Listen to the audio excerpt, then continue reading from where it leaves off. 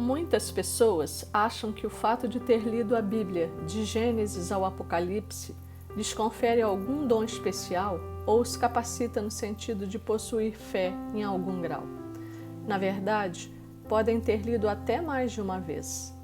Mas se a leitura foi curiosa para saber da história, terá apenas adquirido conhecimento acerca de Jesus. Isso é muito comum, pois não é raro você chegar para alguém, um amigo ou outra pessoa em dificuldade, e tentar ajudá-la por meio de uma passagem bíblica, e esta pessoa já ir dizendo que conhece aquela passagem. A rigor, todos conhecem as passagens bíblicas mais famosas, digamos assim, como a do filho pródigo, do José do Egito, da multiplicação dos pães, dentre outras. Mas estas passagens não se restringem apenas a essa informação, trazendo uma riqueza de aconselhamento e de conhecimento acerca do Senhor para nós. Mas a pessoa já perde o interesse e a oportunidade de crescer na fé, porque acha que conhece a referida passagem bíblica, a qual foi lida ou ouvida de forma superficial, como história, sem meditação para retirar dali entendimento e sabedoria para aplicação em sua vida. Hoje vamos conversar sobre a importância de ouvir a palavra de Deus e de meditar sobre ela para adquirir e aumentar a fé. Antes de continuar, dê um like neste vídeo e faça sua inscrição no canal. Repasse esta mensagem para abençoar outras pessoas. Irmão, ainda que o homem leia toda a Bíblia, isso não é suficiente para dizer que tem fé em Deus. Se a leitura da palavra for feita apenas no sentido geral, a título histórico, somente servirá para a pessoa ter conhecimento a respeito de Deus.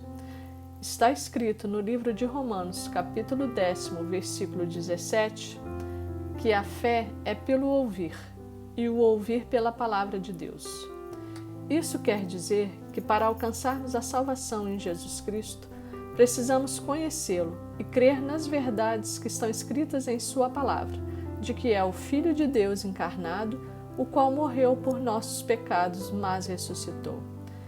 Essa fé, no entanto, não pode vir de nós mesmos, pois não temos capacidade para isso, e não podemos colocar crença em algo que não conhecemos. Exatamente por isso, Jesus determinou aos discípulos que fossem pelo mundo e que pregassem o Evangelho a toda criatura, como está escrito em Marcos, capítulo 16, versículo 15. No Evangelho estão as verdades e os ensinamentos deixados por Cristo. Na verdade, é o próprio Cristo falando. Ao ouvir a pregação do Evangelho, a fé é despertada no coração daqueles que creem, confiam e tomam posse da palavra, recebendo o chamado de Cristo em seu coração. Esta passagem nos remete ao que disse Paulo no livro de Romanos, capítulo 10, a partir do versículo 9. A saber, se com a tua boca confessares ao Senhor Jesus e em teu coração creres que Deus o ressuscitou dentre os mortos, serás salvo. Visto que com o coração se crê para a justiça e com a boca se faz confissão para a salvação. Porque a Escritura diz, todo aquele que nele crer não será confundido. Porquanto não há diferença entre judeu e grego, porque um mesmo é o Senhor de todos, rico para com todos os que o invocam. Porque todo aquele que invocar o nome do Senhor será salvo. Como, pois, invocarão aquele em quem não creram?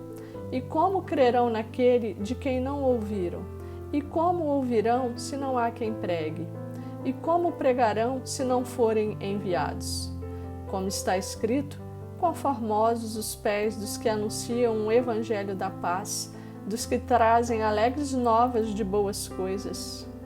Mas nem todos têm obedecido ao evangelho, pois Isaías diz, Senhor, quem creu na nossa pregação? De sorte que a fé é pelo ouvir, e o ouvir pela palavra de Deus. O apóstolo Paulo rememorou o que Isaías havia dito cerca de 700 anos antes da vinda de Cristo, como escrito no capítulo 53. Quem creu em nossa pregação? E a quem foi revelado o braço do Senhor? Era desprezado e o mais rejeitado entre os homens, homem de dores e experimentado nos trabalhos. E, como um de quem os homens escondiam o rosto, era desprezado e não fizemos dele caso algum.